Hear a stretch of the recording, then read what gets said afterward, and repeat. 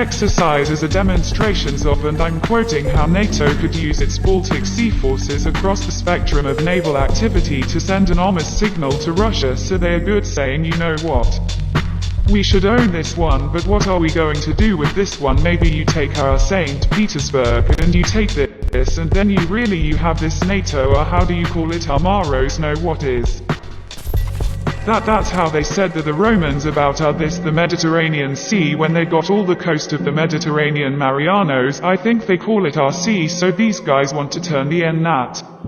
Wants to turn the Black Sea as our sea, and they claim Russia has King R and this, so what are they going to do with this? It just goes, the conclusion would be, if you want to take over this, then you want to take over that too. And remember, our NATO was right here where my line is going to go down here, so NATO was up from here, from Norway here, going like this, right, and you go half like the Eastern Germany, and then it went down here, went Austria, and then it went here, and then it went like that. That was the NATO in that part, so now NATO is right here, right here, all the way here, and they want to take obviously over this, and further down to Georgia and other Caucasus, all right, so Turkey is already there, Bulgaria is, so they want to take that, so who's the imperial realistic one, who's the expansionist one? And they do it in the name of so-called self-defense. So I will come and neutralize your house, take your wife if she looks good, I'll take your car if it's good, and take over, because I'm afraid you could attack me, and in my right of self-defense I will go and preemptively take over your property or whatever you got over there. But hey, you cannot do that, and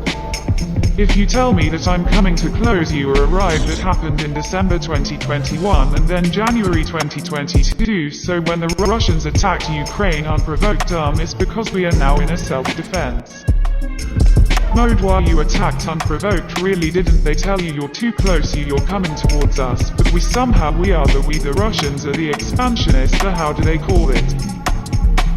Imperialistic power tendencies. Really, I mean, what kind of baboons, what kind of species of baboon, special baboon you have to be in order to agree with that, really, to believe in that? I mean, I understand people who say I know exactly how things are, but I choose, because I have certain interests or hatreds towards some, to say no, that's not so, we are under attack, you either are imbecile, okay? Or you are an evil person, or you can be both in the same time, to a certain extent, just a difference. I mean, the things are so clear when you hear these guys unprovoked Russian attack. No, I don't think it was unprovoked whatsoever. You brought your military installation to these guys' porch, and these guys were supposed to do what? Jerk off and watch your TV, that's it. I don't know if you can do the same time, but anyway, I know you can do one anyway. Here it is. Thank you very much for being with me again today. The Russians, as I said, I don't know how viable that would be.